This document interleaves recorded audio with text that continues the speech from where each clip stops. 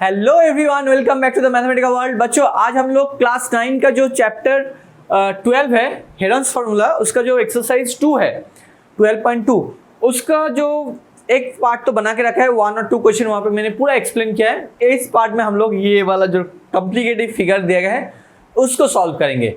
फिर अगर टाइम बचा तो 4 नंबर भी हम कर देंगे, तो थोड़ा इसमें टाइम जाएगा, ठीक है ना। तो थोड़ा टाइम मतलब पेशेंस देके ये वीडियो को देखो पूरा, ये मेरा गारंटी है, इसको देखने के बाद पूरा तुम्हारा कंसेप्ट क्लियर हो जाएगा। और एक बात कहना है बच्चों, अगर मेरे चैनल में तुम नए हो तो प्लीज़ सब्सक्राइब द चैनल। ये टोटली फ्री है, इसमें कोई पैसा कुछ नहीं लगता है।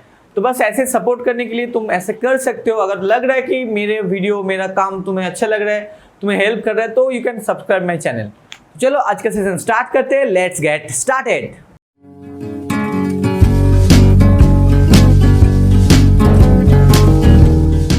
देखो यहाँ पे दिया गया है कि Radha made a picture of an aeroplane with coloured paper as shown in the figure this. Okay, find the total area of the paper used. मतलब एरिया मतलब ये टोटल, यहाँ पे देखो 1 2 ऐसे करके लिखा हुआ है ना, तो ये एक एक केस करके हम लोग उसका एरिया फाइंड आउट करेंगे। इस तरह से हम लोग करते जाएंगे। तो एक बात बताओ, ये जो बीच में है, पहले बताओ ये जो फिगर 1 है, 1 लिखा हुआ है, ये किस तरह का ट्राइंगल है? ये एक आइसोसेलिस ट्राइंगल है। This is an isosceles triangle because plane का क्या, ये और ये दोनों भाग ही सेम होना चाहिए एक्चुअली। तो ये भी अगर 5 सेंटीमीटर हुआ तो इस तरफ ये भी 5 सेंटीमीटर होगा। ओके, अब एक बात बताओ, ये आइसोसेलिस ट्राइंगल बन गया 1 नंबर फिगर। तो फिगर नंबर 2 जो है वो एक रेक्टेंगल बनेगा, देख सकते हो टोटली। तो रेक्टेंगल का लेंथ जो है 6.5 है, तो इस तरफ भी 6.5 ही आएगा, ये जो लेंथ है। और ये 1 है, तो ये 1 मतलब ये भी 1 होगा। रेक्टेंगल का ऑपोजिट साइड क्या होता है? सेम होता है। तो समझ में आ रहा है? तो ये एक रेक्टेंगल है जिसका विड्थ है 1 सेंटीमीटर, जो लेंथ है वो है 6.5 सेंटीमीटर। चलो, तो एक बात बताओ, ये जो ट्राइंगल आइसोसेलिस ट्राइंगल है उसका बेस कितना होगा? 1 सेंटीमीटर, क्योंकि ये रेक्टेंगल का ये वाला 1 है तो ये भी 1 होगा, तो इसीलिए इसका बेस भी 1 होगा। तो मिल गया। तो हेरन्स फार्मूला से फिगर 1 को हम लोग सॉल्व कर सकते हैं। ट्राइंगल का जो हेरन्स फार्मूला है वो लगाएंगे, और नहीं तो एक डायरेक्ट फार्मूला है आइसोसेलिस ट्राइंगल का, वो भी कर सकते हो। हेरन्स फार्मूला से भी वही डिडक्ट करके आता है। अच्छा, यहाँ पे देखो, और जो बाकी ये फिगर, चलो 3 का डिस्कस कर लेते हैं। फिगर जो 3 है वो एक आइसोसेलिस ट्रापीजियम है। Got it? अब ये आइसोसेलिस ट्रापीजियम को ना तुम एक तरह से तोड़ सकते हो, वो तीनों इक्विलेटरल ट्रायंगल बनेगा। देखो, ये टोटल 2 सेंटीमीटर है, मतलब यहाँ पे इतना लेंथ लोगे तो ये 1 आएगा। सोचो कि ये वाला मिड पॉइंट है, ये मिड पॉइंट है, तो यहाँ से यहाँ तक टोटल ये 1 है और ये 2 है, तो मिड पॉइंट मतलब ये भी 1 ये भी 1 होगा। तो इसीलिए हम लोग ऐसे इसको ज्वाइन करते चलो, और यहाँ पे इसको ज्वाइन करते। तो यहाँ पे ना तीनों जो है वो एक इक्विलैटरल ट्रायंगल बनेगा। फिर से मैं कह रहा हूँ, रिपीट कर रहा हूँ, ये एक आइसोसेलिस ट्रापीजियम है। इसको तुम आइसोसेलिस ट्रापीजियम का एक फॉर्मूला होता है, उसको भी यूज करके कर सकते हो। नहीं तो एक ट्रापीजियम है ऐसे, तो यहाँ से एक पैरेलल लाइन ड्रॉ करो तो ये एक पैरेललोग्राम और एक ट्रायंगल बनेगा, तो दोनों का एरिया फाइंड आउट करो, हो जाएगा। इस तरह से भी किया जा सकता है, इसमें कोई प्रॉब्लम नहीं है। लेकिन ये वाला फिगर में ना और आसानी से तुम लोग कर पाओगे, वो है इक्विलैटरल ट्रायंगल का फॉर्मूला यूज करके। तो इसीलिए मैं ऐसे कर रहा हूँ यहाँ पे, पर्टिकुलर इस केस में। हर एक केस में ऐसा नहीं होगा, ठीक है। तो मिड पॉइंट मतलब ये 1 सेंटीमीटर आएगा और ये भी 1 सेंटीमीटर आएगा। तो देखो एक बात बताओ, ये 60 है, तो मिड पॉइंट मतलब यहाँ पे ये तुम अगर ज्वाइन करोगे तो ये एक इक्विलैटरल ट्रायंगल बनेगा। ओके, क्यों? क्योंकि इसका पैरेलल मिड पॉइंट से अगर तुम इस लाइन को ज्वाइन करोगे तो ये अगर 1 सेंटीमीटर है तो ये भी 1 सेंटीमीटर होगा। हाँ या ना? सोचो कि मैंने इसको अभी ज्वाइन नहीं करता हूँ, ऐसे रख देता हूँ। तो मिड पॉइंट है तो ये वाला तो 1 सेंटीमीटर क्लियर है। तो यहाँ से अगर मैं इस लाइन का पैरेलल ड्रॉ करूँगा तो ये एक पैरेललोग्राम बनेगा, ये वाला फिगर। तो पैरेललोग्राम बन रहा है मतलब ये 1 सेंटीमीटर आएगा, यहाँ पे ये होगा 1 सेंटीमीटर। तो उसी तरह अगर मैं, मतलब ये कितना आएगा, 60 डिग्री आएगा, तो 60 रिमेनिंग भी 60, मतलब इक्विलैटरल ट्रायंगल बन जाएगा। नहीं तो ऐसे भी सोचो, ये 1 है, ये 1 है, ये 1 है, क्योंकि पैरेललोग्राम का ऑपोजिट है इसलिए ये 1। ठीक है, समझ में आ रहा है? फिर से देखो, अगर मैं इसको ज्वाइन करूंगा तो ये वाला, मतलब ये जो फिगर है, देखो ध्यान से, दिस जूम करके देख लो, ये वाला फिगर जो है ये आएगा तुम्हारा एक पैरेललोग्राम। तो अपोजिट साइड इक्वल मतलब ये भी 1 सेंटीमीटर आएगा, ये वाला साइड भी 1 सेंटीमीटर होगा। ये 1 है, ये 1 है, ये 1, मतलब इक्विलैटरल। तो तीनों ही इक्विलैटरल ट्रायंगल बन रहा है, तो कोई भी एक का इक्विलैटरल ट्रायंगल का एरिया फाइंड आउट करूंगा और 3 से मल्टीप्लाई कर देंगे। समझ में आया? चलो, फिगर जो 3 है उसको भी मैंने एक्सप्लेन कर दिया। अभी ये फिगर 3 मतलब पूरा मैं एक्सप्लेन कर रहा हूँ, पूरा जो आइसोसेलेस ट्रापेजियम है उसका मैं बारे में कह रहा हूँ। अब ये दो जो है, एक राइट एंगल ट्रायंगल बनेगा, तो यहाँ पे ये 90 डिग्री, तो यहाँ पे भी वही होगा 90 डिग्री। तो राइट एंगल ट्रायंगल का तुम्हें लेंथ पता है, ब्रेथ 1.5 है, तो ये भी 1.5 आएगा, तो वो भी पता है, तो तुम राइट एंगल ट्रायंगल का भी एरिया फाइंड आउट कर सकते हो। चलो अब केस बाय केस हम सॉल्व करेंगे। तो केस फर्स्ट 1, इसका क्या करोगे, देखो यहाँ पे मैं लिख देता हूँ आइसोसेलेस ट्रायंगल। तो केस 1 में क्या आएगा, यहाँ पे एरिया, चलो मैं मान लेता हूँ कि ये एरिया A1 है, क्या आएगा, स्क्वायर रूट ऑफ, मैं हेरोन्स फार्मूला से करता हूँ, वो फार्मूला भी देखो, और अलग सा फार्मूला याद रखने में थोड़ा दिक्कत होगा, जिन बच्चों थोड़ा तेज हो मैथ्स में उनको मैं सजेस्ट करूंगा वो आइसोसेलेस ट्रायंगल का जो एरिया है उसको अप्लाई करो। मैं यहाँ पे हेरोन्स फार्मूला अप्लाई करूंगा। अच्छा एक बात बताओ, ये 5 है, ये 5 है और ये 1 है, टोटल कितना आएगा, एस क्या आएगा, पहले एस का तो क्या ही नहीं मैंने, चलो इसको कर देते 5 + 5 + 1 by 2 centimetre, 10 11 by 2 centimetre, that is 5.5 centimetre हो गया। दिस तो यहाँ पे 5.5 एस इंटू एस माइनस ए, एस माइनस सॉरी 5.5 होगा बी एंड एस 5.5 जो है एस, ठीक है ना, तो -1, तो 5.5 को एज इट इज रखो, यहाँ पे 0.5 आएगा, मतलब 0.5 लिखता हूँ मैं, यहाँ पे भी 0.5 और यहाँ पे ना आएगा तुम्हारा 4.5, बस हो गया। दोनों 0.5 के बदले में एक तो बाहर आएगा ही आएगा, थोड़ा जगह कम लेके लिखना है क्योंकि 4-5 केस है, एक्चुअली 4 केस करूँगा उसको डबल कर देंगे क्योंकि 4 और 5 का केस सेम है, ठीक है। तो 5.5 को लिखो, मतलब हम लिखेंगे 5 × 1.1 कर सकते हैं। अच्छा ये 5.5 के बदले में, मतलब 0.5 के बदले में एक बाहर आएगा इन दोनों में, और ये वी कैन राइट 5 × 0.9, इसको ऐसे कर सकते हो, ठीक है। तो 5 है, उसके बदले में एक बाहर आएगा, 5 × 0.5, अंदर क्या है 1.1 × 0.9। अब एक बात बताओ, इसको रिमूव करोगे तो नीचे 10 आएगा, इसको भी करोगे तो नीचे 10 आएगा, 5 5 से 25 मतलब 2.5 आएगा, 10 दोनों 10 के बदले में एक 10 बाहर आएगा, इसलिए स्क्वायर रूट के बाहर मैंने लिखा है। और 11 × 9, तो अच्छा 9 क्या है, 9 3 का स्क्वायर है, तो और एक 3 बाहर आएगा यहाँ पे, तो भीतर में सिर्फ 11 रह जाएगा सेंटीमीटर स्क्वायर। तो अल्टीमेटली 7.5 by 10 × √11 सेंटीमीटर स्क्वायर। अच्छा ये आएगा 0.75 × √11। देखो √11 का हमें पता नहीं है वैल्यू, तो हम लोग √11 फाइंड आउट कर सकते हैं, ये तो एग्जाम में नहीं आएगा, फॉर प्रैक्टिस ये ऐसा सम दिया गया है, तो मैं यहाँ पे √11 का वैल्यू फाइंड आउट कर लेते हैं, ठीक है, कैलकुलेटर के मदद से। 0.75 × √11 आ रहा है 2.487, मतलब 2.49 सेंटीमीटर स्क्वायर। मैं इसको ऐसे ही रख देता हूँ। चलो नेक्स्ट पार्ट 2 को करते हैं, मतलब केस 2 को करते हैं, लेट्स सी। अब चलो केस 2, एक केस तो हो गया, ये थोड़ा लेंदी कैलकुलेशन था केस 1 का।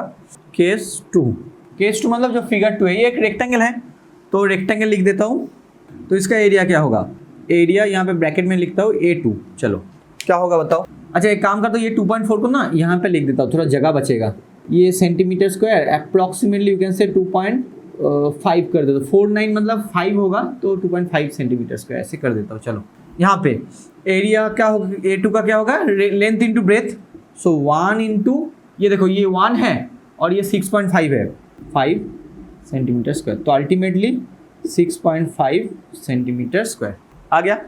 चलो अब case 3 isosceles trapezium. Okay, isosceles trapezium में क्या होगा, 3 ट्रायंगल बनेगा। In this figure we get 3 equilateral triangle, so therefore area हम मान लेते हैं कि ये A3 है, 3 इक्विलैटरल ट्रायंगल, तो एक का कितना होगा, 3 मतलब 3 से मल्टीप्लाई होगा √3/4 इंटू साइड स्क्वायर। ओके, तो √3 तो ऐसे ही रखो, √3/4 इंटू साइड मतलब क्या है 1 सेंटीमीटर, मैंने कहा ना इक्विलैटरल ट्रायंगल जो 3 बनेगा, एक का 1 सेंटीमीटर है, तो 1 स्क्वायर सेंटीमीटर स्क्वायर अल्टीमेटली आएगा। देखो 3√3/4, 1 का तो 1 ही होता है, सो 3√3/4 सेंटीमीटर स्क्वायर। चलो इसको भी डेसिमल में हम लोग कन्वर्ट कर लेते हैं। बस 3√3, देखो 3√3 का वैल्यू है 5.19, दैट डिवाइडेड 4 वो आएगा 1.299 समथिंग आ रहा है, तो 1.299 समथिंग आ रहा है, मतलब ये 1.3 कर देते हैं सेंटीमीटर स्क्वायर आ गया। चलो अब जो है नेक्स्ट हम लोग करेंगे केस 4। यहाँ पे आएगा राइट ट्रायंगल। अच्छा एक काम करते हैं, राइट ट्रायंगल तो आएगा, डेफिनेटली राइट ट्रायंगल आएगा। यहाँ पे केस 4 और 5 कर देते, दोनों को मिला के कर देते क्योंकि दोनों ही सेम है। केस 4 और 5 दोनों को कर देते राइट ट्रायंगल।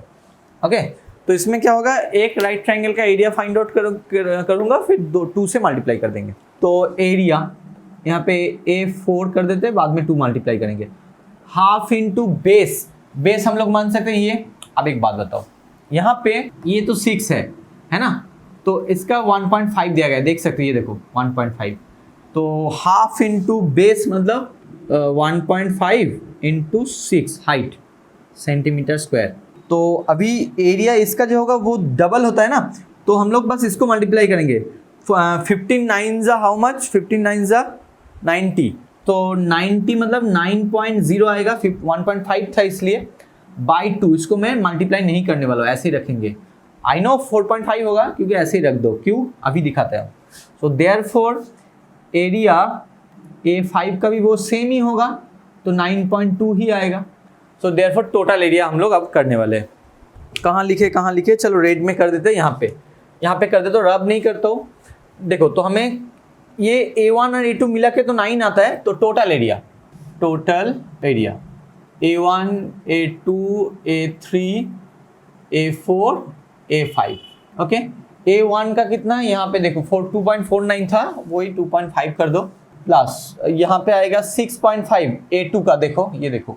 अच्छा A3 का है यहाँ पे 1.3। अच्छा, और कहाँ है, यहाँ पे A4 एंड A5 मतलब एरिया जो दोनों का मिला के 9 आता है, इन दोनों को मिला के 9 आएगा।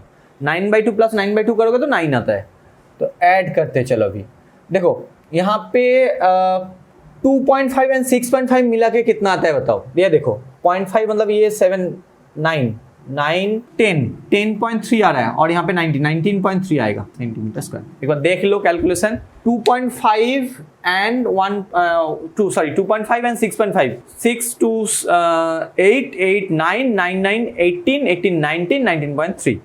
एक बार आंसर देख लेते चलो, 19.3 आ रहा है अप्रॉक्सीमेटली। यहाँ पे 19.4 दिया है, वो एक्चुअली जितना यहाँ पे मैंने डायरेक्टली राउंड अप किया था, अगर इसको ऐसे ही रख देते 2 प्लेस तक लेते तो वो आ जाता, तो अप्रॉक्सीमेटली, ठीक है ना। अच्छा एक काम करते रुको, 1.3 मैंने लिया है, हाँ ठीक है, 1.3 मतलब 2.99 तो 1.3 होता है। ये अप्रॉक्सीमेटली मतलब ये वाला अप्रॉक्सीमेट वैल्यू, ये वाला अप्रॉक्सीमेट वैल्यू है ना, इसलिए दोनों को मिला के मैंने किया है, तो थोड़ा डेसिमल में ये कम आ गया, इसमें कोई प्रॉब्लम नहीं है। ये आंसर अप्रॉक्सीमेट आंसर है, ठीक है ना, ये एक्चुअली तुम्हारा अप्रॉक्सीमेट आंसर है, क्योंकि √11 √3 का तो कोई एग्जैक्ट वैल्यू नहीं मिलता है। इसलिए अगर हम इसको यहाँ पे ना 4.9 को थोड़ा और एक्सटेंड करते, 2 डेसिमल प्लेस तक लेते और इसको भी वही करते, तो वो 4 आ जाता। चलो नेक्स्ट अभी मैं देखता हूँ, थोड़ा अभी ये वीडियो में बहुत टाइम चला गया, देखते हैं, चलो और एक वीडियो यहाँ पे कर देते हैं, लेट्स सी। तो देखो ये वाला जो क्वेश्चन है थोड़ा मजेदार क्वेश्चन है। यहाँ पे बोला गया कि triangle and a parallelogram have the same base and the same area.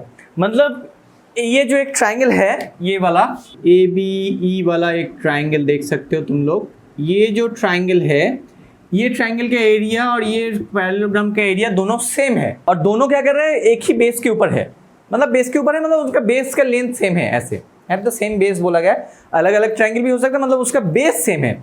मतलब ये ट्राइंगल का क्या है कि तीनों साइड का लेंथ गिवन है, वो भी गिवन है कि if the sides of the triangle is 26 28 and 30 centimetre, तो ये सब गिवन है 26 30 एंड 28। अब बोला गया कि जो 28 है उसी बेस के ऊपर ये ट्राइंगल है, ये पैरेललोग्राम है, देखो and the parallelogram stands on the base 28 centimetre, find the height of the parallelogram. तो हमें फाइंड जो करना है एक्चुअली वो है हाइट ऑफ द पैरेललोग्राम। तो यहाँ पे सोचो कि मैं A से एक हाइट ड्रॉ करता हूँ, मतलब परपेंडिकुलर ड्रॉ करता हूँ, ये है EF, तो सोचो कि ये AP, ठीक है ना, इसका लेंथ हमें फाइंड आउट करना है। अब एक बात बताओ, एरिया ऑफ पैरेललोग्राम तुम लोगों को याद है या नहीं? ये क्लास 7-8 में शायद पढ़े हो तुम लोग। तो एरिया ऑफ ए पैरेललोग्राम क्या होता है, क्या पता है ना? एरिया ऑफ ए क्या है? Base into corresponding height. ये मैंने लिखा है बेस इनटू कॉरस्पॉन्डिंग हाइट। और ट्राइंगल का अगर सोचो कि मैं ये एरिया यहाँ से फाइंड आउट करूँ तो उस वही एरिया ये पैरेललोग्राम का होगा। बोला गया है दोनों का सेम है। मैं फिर से कह रहा हूँ, ये तुम्हें ये फॉर्मूला अगर नहीं पता है तो लिख लो कॉपी में, ये काम लगेगा, काम में आएगा। तो एक बात बताओ, यहाँ पे बोला गया कि बेस एंड एरिया सेम है, तो ये जो ट्राइंगल है इसका जो एरिया है वही एरिया है ये पैरेललोग्राम का, है ना? तो आप इसका एरिया पहले हेरॉन्स फॉर्मूला से फाइंड आउट करते हैं। स्टेप बाय स्टेप समझाता हूँ। पहले फाइंड आउट करो इसका एरिया। तो चलो एरिया, अच्छा पहले क्या करोगे? इन ट्राइंगल ABE इसमें क्या देखना है? एज फाइंड आउट करना है, क्योंकि इसका तो कोई हाइट नहीं फाइंड आउट कर पाओगे। तो 30 + 28 + 26/2 सेंटीमीटर यहाँ पे लिखना है, तो यहाँ पे सेंटीमीटर मिल गया। So therefore area of the triangle ABE क्या होगा? Square root of S into S minus A S minus B S minus C, ऐसे करते हैं हम लोग। तो स्क्वायर रूट ऑफ S के जगह पे क्या लिखोगे? अच्छा ये कैलकुलेट करो, 42 आएगा। तो 42 into 42 minus 30, 42 minus 28 and 42 minus 26 centimetre square. अच्छा 42 ऐसे, ये आएगा 12, ये आएगा 28, तो मतलब 4 1 कैरेट तो 14, और ये आएगा 16 ओके सेंटीमीटर स्क्वायर। अब तुम लोग इसको मल्टीप्लाई करके स्क्वायर रूट करने जाओगे तो बहुत टाइम लग जाएगा। तो बस नंबर को तोड़ो। ये देखो 7 6 होता है ना, 7 6, तो मैं क्या करूँगा? 6 को लिखूंगा 3 इंटू 2, 3 2 6, 6 7 प्राइम में मैंने तोड़ दिया, प्राइम फैक्टर में। अच्छा एक काम कर सकते हैं, यहाँ पे 12 है ना, एक काम करो और एक चालाकी करते हैं, थोड़ा कैलकुलेशन और छोटा हो जाएगा। 42 can be written as 7 into 6 और 12 can be written as 6 into 2। Can I right? 6 into 2 मतलब 12, 46 मतलब 42 मतलब 7 इंटू 6। अब 14 को कैसे लिख सकता हूँ? 2 इंटू 7 और 16, तो it's self square number 4 into 4। देखो बन गया एकदम परफेक्टली। तो ये दो नंबर के बदले में एक आएगा, यहाँ पे इन दोनों के बदले में एक आएगा 2। आप देखो 7 और 7 इनके बदले में और एक नंबर आएगा जो है 7, और यहाँ पे 2 4 है, इनके बदले में एक नंबर आएगा 4 सेंटीमीटर स्क्वायर। कितने आसानी से ये मैंने कैलकुलेट कर दिया। अब तुम लोग अगर इसको वो टोटल मल्टीप्लाई करने के बाद डिवाइड करना जाओगे तो बहुत टाइम लग जाएगा, मैं ये कहने वाला हूँ। तो इस तरह से करोगे तो बहुत आसानी से तुम लोग इसका कैलकुलेट कर पाओगे, इसलिए मैं सजेस्ट करूँगा कि इस तरह से करो। तो देखो इसका कैलकुलेट करोगे तो 336 सेंटीमीटर स्क्वायर आता है। ओके, तो समझ में आया ना ये वाला कैलकुलेशन? ये अगर डिफिकल्ट लग रहा है तो इसको प्राइम फैक्टर में सबको तोड़ दो, फिर पेयर बनाओ, एक अरेंज करके लिखो, पेयर बनाओ, फिर कैलकुलेट करो। अच्छा एरिया ऑफ द ट्राइंगल तो मिल गया। यही जो एरिया है ये किसका एरिया है? ये पैरेललोग्राम का।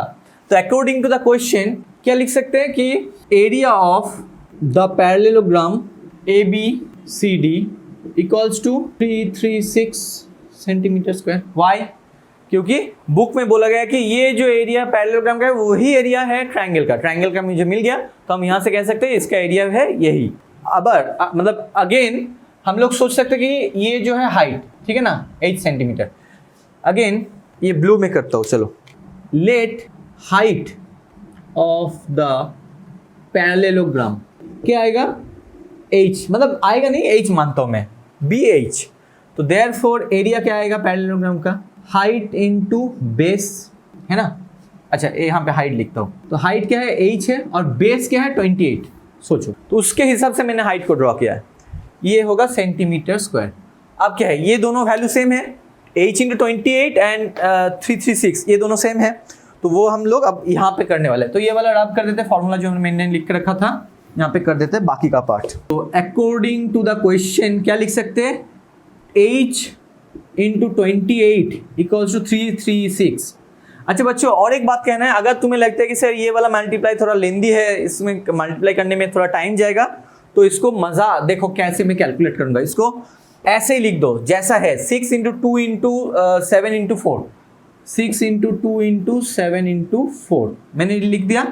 अब एज का वैल्यू कितना आएगा बताओ, 6 इंटू 2 इंटू 7 इंटू 4 बाई 28। अब देखो मैं कैलकुलेट करूंगा बस और कुछ नहीं, समझ में आ रहा है ना। मैंने क्या किया, इसको ऐसे ही रख दिया, कुछ कैलकुलेशन नहीं किया, क्योंकि वो तो हमें वो लोग तो ऐसा पूछा नहीं गया कि एरिया ऑफ द पैरेललोग्राम की फाइंड आउट करो और area of the triangle find out करो, ये तो बोला नहीं गया।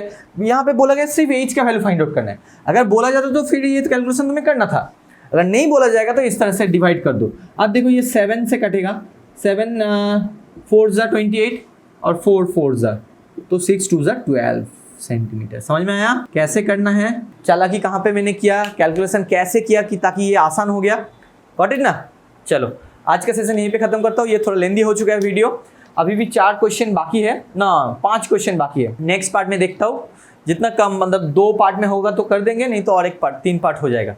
चलो देखते हैं, आज का सेशन यहीं पे खत्म करता हूँ। बच्चों कैसा लगा, समझ में आया या नहीं, एक बार कमेंट करके बताओ। तब तक के लिए टेक केयर, बाय बाय।